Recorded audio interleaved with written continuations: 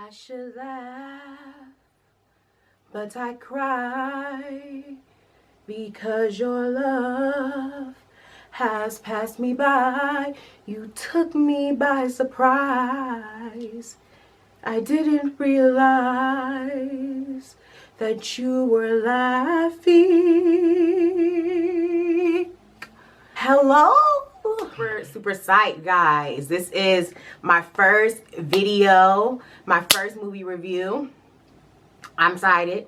And I know I've been thinking about, like, YouTube is so, like, commonplace now. It's not really a big deal to start a YouTube channel or post videos, but it's a big deal to me because I'm just happy that I can, like, be myself and talk about things I like, you know, and that's exactly what this channel will be centered around. I'm not getting into all that because we're here for the Joker review, y'all. Joker review. So anyways, yes, we're here for the Joker review. So, being that the Joker is still kind of new, I'm not going to go into, like, details of everything that happened in the movie. That's not my intentions. I'm just going to read the synopsis and use that as kind of like a frame to, you know, talk about it and the point, like, points that I think are important, basically. So we're going to read the synopsis first so that everybody get a little bit idea. Like I said, I'm not trying to ruin it for people, being that it is fairly new still. So let's see what we got here. So I'm going to just go to IMDb. In Gotham City, mentally troubled comedian Arthur Fleck is disregarded and mistreated by society. He then embarks on a downward spiral of revolution and bloody crime. This path brings him face to face with his alter ego, the Joker. Y'all, so most of y'all already saw my Facebook, because I know people that are watching this are most of my family, that I love the Joker. I absolutely loved it. I've seen it twice. I loved it. I loved everything about it. So let's just first talk about, like, the period of time and, like, the setting. I feel like the setting is important. I will say that this Joker film setting was so spot on. It was so modern. Like, Christopher Nolan's Batman's trilogy is by far my, I can't even explain how I felt when those movies came out. I love those movies. I watched them repeatedly to this day. But I will say, in comparison to the Joker, the setting of the Christopher Nolan's, I mean, I know we're comparing Batman and Joker. That's a Batman movie. This is a Joker movie. I understand that. I'm just saying, as far as Gotham City, the feeling and setting of Gotham City in Nolan's Batmans are, like, you can feel, like, they always just look like Batman's about to come. Like, every scene, like, in Gotham City and Christopher Nolan, you can just feel like Batman's around the corner or something. Like, I can't really explain it. It don't feel like people are really busy in themselves, or you don't feel like the city is, like, bustling with regular life outside of Batman's storyline. But I like with the Joker movie, I hope I'm not talking too loud. I can't even tell. I like with the Joker movie, the setting of it feels so real, and you feel like that grittiness, like the treatment they use for, you know, filming the city is perfect. It's modern. You feel like you right up in the city. Like it's bustling. It's lively. You know, it just feels real. Like, I really appreciate the way they treated that. And I feel like that's also important to Joker's character, because he feels kind of like a loner in this very busy bustle. So Arthur Fleck, that is basically mentally ill. He's depressed extremely. He has a laughing disorder, which is hilarious. Can I just say, though, I hope, guys, I will say this. My channel is going to be very informal. As you can see, I'm like squirrel when it comes to this movie. I'm trying to have a set, like, guideline to stick to, but it's hard, you know. I'm just trying to just talk regular.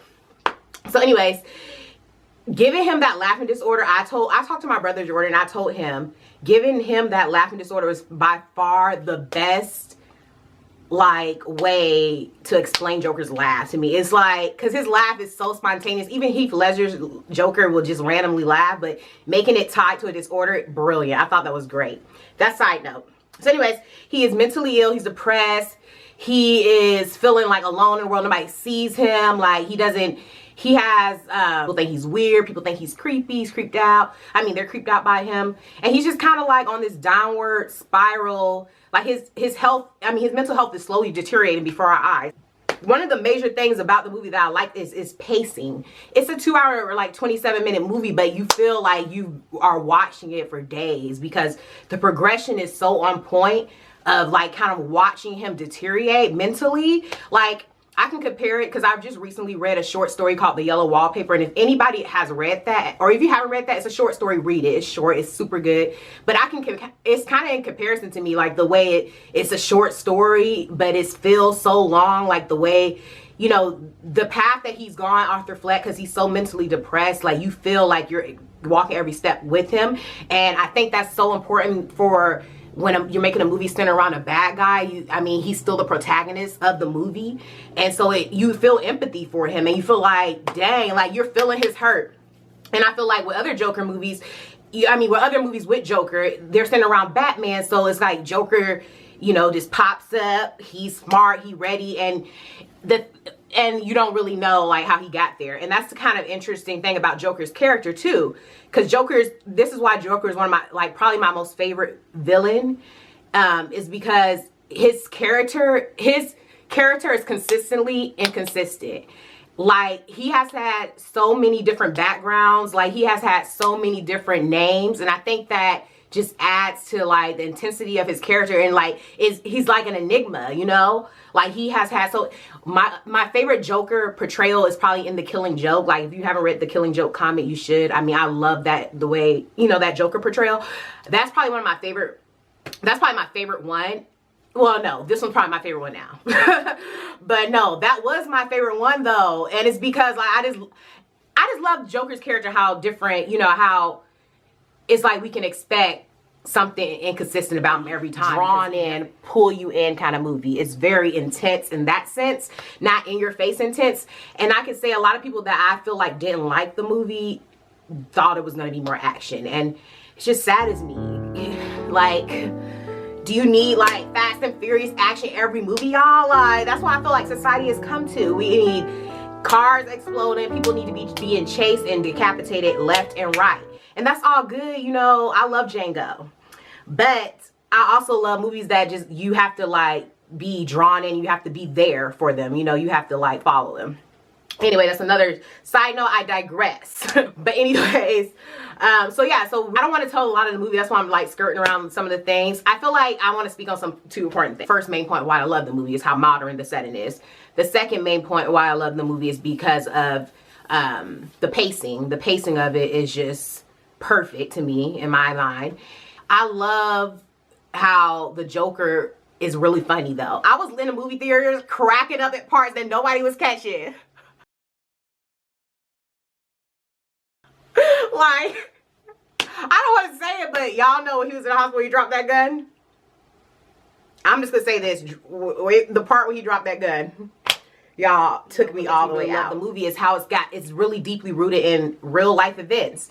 The times or the unrest that you were seeing in the city was to be mimicking, or, you know, kind of a correlation for when there was the crack epidemic in New York City and there was a rise in crime. There's a scene where there's a subway shooting, just to be as vague as possible, that's based off in real life. There was a case, I wish I knew the particulars. Let me pull it up. Subway shooting in 1984 where 4 African-American youths were shot and wounded by Bernard Goetz on a New York City subway train.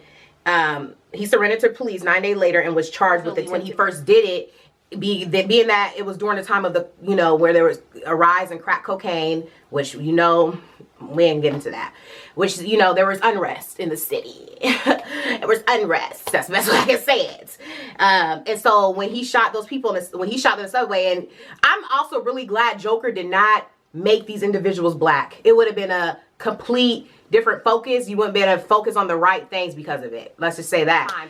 It adds to the realism of the film. The film is a real, you feel it, as crazy as, and like, as Joker character is, the film feels so real. You know what I'm saying? Like, it could really happen. More about it when, if, you know, it's been out for a while, but I'm not trying to be out here doing spoilers for movies like that. When I do videos talking about old movies, because I will be reviewing old movies too, guys, music and everything. Yeah, I will be able to talk more in depth. But anyways, back to Joker. I think that people should, I'm gonna just give you guys a closing why I think you should see it. You should see it if you or what kind of movie it is. You're not going to get an action-packed movie, but you are going to get a movie with a lot of surprise elements.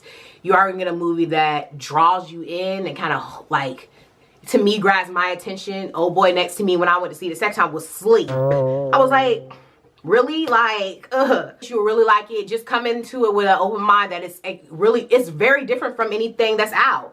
And we gotta appreciate that. Like in a day where we're getting all these freaking Stephen King movies. They remaking this man's movies over and over again. I feel like people just running out of ideas for movies. I got some. I know some people that got some too. They're over here remaking Stephen King movies back to back to back, milking them the freak dry. And you know, I'm like, are there no lack of screenwriters? Like, what's up? Like, and then we get remakes. Like, I appreciate a fresh movie. Like, I appreciate a fresh idea, which Joker was. It just really blew me away. And out of the 10 points, which I think I'm gonna give a movie a score out of 10 every video. So out of 10 for this one, I gave it a 9.5. Yes, I did. It is a movie after my own heart, guys. I love it so much. I think you enjoy it.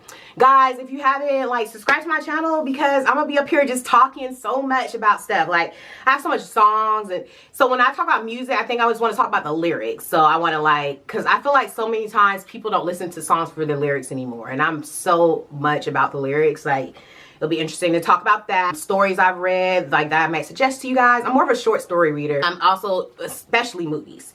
So I don't know which one I'm gonna do next. I'm gonna try to upload every Sunday, guys. So just look out for that. This was very fun. I hope it wasn't too long. We'll see how it comes out. Yeah. Bye, guys.